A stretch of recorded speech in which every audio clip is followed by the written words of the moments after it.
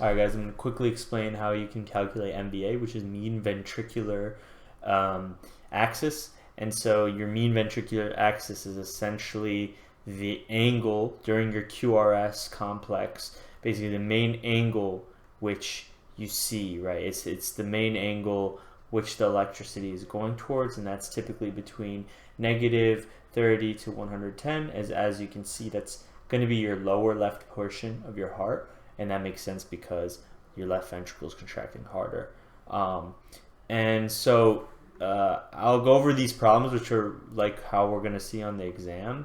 But before I go over the problems, kind of to explain what you have is basically he's going to give us the net voltage is this and this. But how do you get this in the first place in the clinic? So you're going to have your normal P wave, QRS, and then T, right?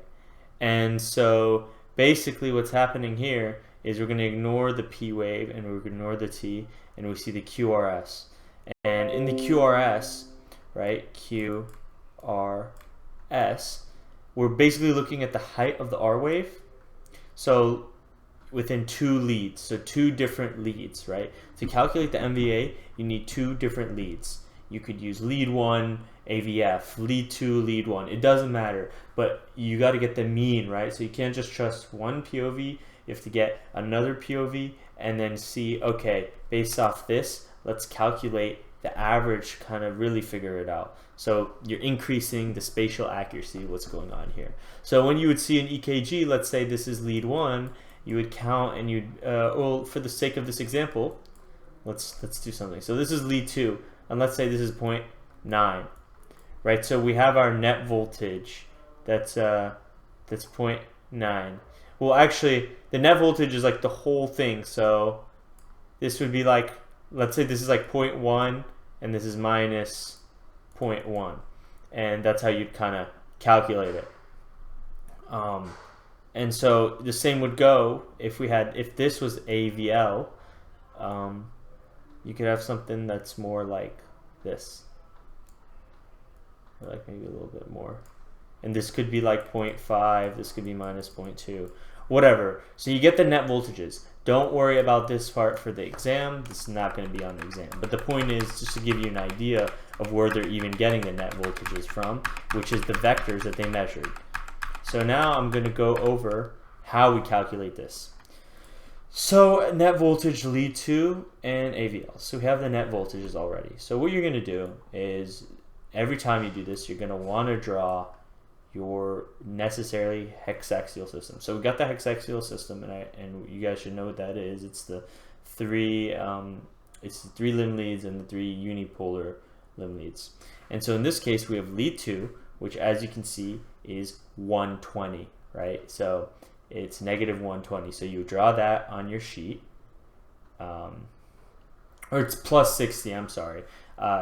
Typically we don't draw this, I just copied this from the internet. But lead 2 is plus 60. So you draw it at plus 60. Now you'd want to also draw your other axis in. So it's asking for lead AVL. We know that lead AVL is going to be plus 30. So you're going to draw that in at plus 30. So now you have your 2 leads on the paper. So now that you have your 2 leads on the paper, you're going to see it says plus 0.9. Alright, so plus, it's going to be going in the direction of plus. And we know that plus here is this way, and we know that plus here is this way. And that should have already been explained to you. But basically, you're going to go to the plus side, if it's plus 0.9, and you're going to estimate. You're going to go like 1, 2, 3, 4, 5, 6, 7, 8. Let's say this is 9. It's not that serious. You're going to put a point. Now you're going to do the same thing with AVL. So this is plus 0.3. Now to give an example, if it was minus 0.3, you would go towards the minus direction. But this is plus 0.3. So you're going to go 1, 2, 3. So now you have this one. Now what you're going to do is you're going to draw perpendicular lines to the actual point that you had. So that wasn't a good line. But so I'm going to draw one right here through this point. And then I'm going to draw another one right here through this point. And the point that they meet is going to be, that's going to be your MVA. So you're going to draw from the center to the point that they meet, and this angle, this green or whatever color it is going to be your MVA. So that's how you calculate your MVA. Now you look through the answer choices. We know that this is minus 30, and we know that this is plus 60. So you know that it has to be in between minus 30 and plus 60. And from the looks of this, the closest angle is minus 30, and that is the correct, or plus 30. So that's the correct answer. So that's how you do it. I'm going to give one more example, and in this example, a whole other kind of rule is shown. So we're going to do the same thing, right? Draw our two axes, and it's asking the net voltage and lead AVR. So let's draw AVR, right? Remember AVR was minus 150, so I just drew that in. And then lead 3. So remember lead 3, that was 120. So now that we've drawn both of them, and you notice that minus 150 and 120 are actually perpendicular to each other. Yeah, they're perpendicular. Same with this situation, so it's pretty easy to draw a perpendicular line, but it's not going to be like this all the time. Now you see that the lead AVR is 0 MV. So with lead AVR being 0 MV, you're just going to put your point in the middle. And lead 3 is going to be plus 1 MV. So lead 3, remember this is the positive side, so you could just, it doesn't matter for this situation, as I'm going to explain in a second. But let's say it's like right here. Now you're going to do the same thing. You're going to draw a perpendicular line. Draw a quick perpendicular line through this. You're going to draw a perpendicular line through this, and it really doesn't matter because this is the perpendicular line. So your perpendicular line is already drawn, but I'll do it again. But your perpendicular line is already drawn, and so your point is here, and the point that they meet is actually the same exact angle. So the answer would be plus 120. Now I gotta explain a rule that'll make it easy for you guys to understand. So there's going to be questions on the exam, and these questions are going to be like this. So you're going to have, firstly, whenever a lead is 0 MV, what does that mean? What does that look like on the EKG? So if you look at the EKG, if the lead is 0 MV, okay, cool. If the lead is 0 MV, so you have normal P wave, you're going to have basically something like this, like exactly, it'll look like exactly up and down the exact same amount. And this is not something that was covered in class. But basically, you don't have to worry about the EKG. What you have to worry about is the concept. So the concept is that, remember when we had something perpendicular to a vector, it will be 0, right? So if you're measuring the right ventricle, so I'll show you guys exactly what this looks like here. So you have lead AVR is 0, and remember AVR is going to be this right here, right? It's going to be negative 150. So the plus is going to be right here, minus is going to be right here. This is your vector.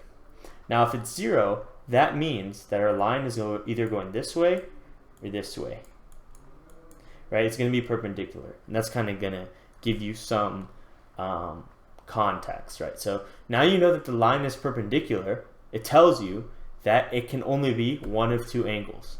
If the voltage is 0, you know its line is perpendicular. So you add 90 and you subtract 90 from that angle.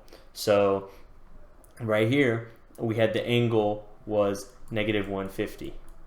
You add 90 to, you subtract 90 from negative 150, you get minus 40. That's this angle right here.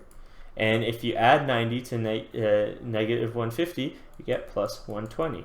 So already, you can tell the answer, because minus 40 is an option, you can tell the answer without even doing any of this. But the point is you want to know how to do this because this is only a special case, and he likes to use a special case. And another way he could ask that question, I'm going to ask you guys a trick question here. So, not a trick question, but a question. So if the MVA is 90 degrees, if the MVA is 90 degrees, which of these following statements are true? Is lead 3 negative, lead 2 0, or no, a better way to ask this is if this is 90 degrees, which of the leads will be 0? Well, the correct answer is you add 90, subtract 90. The only options would be 180 and 0. We only know of one lead that is 0, right? The only lead that is 0 is lead 1. So the correct answer would be lead 1 is 0. So there's going to be questions on the exam. It will give you an MVA, right? You're going to have an MVA, and you're going to want to you're basically going to want to tell which of the angles will be 0, or which of the angles will be positive and negative. And the way you can always tell which one is 0 is by finding the perpendicular angle, and you know that if any angle is 0, the perpendicular angle has to be, the perpendicular lead is going to be 0 millivolts. Yeah, so I hope that explained it to you guys. That certainly helped me. So yeah.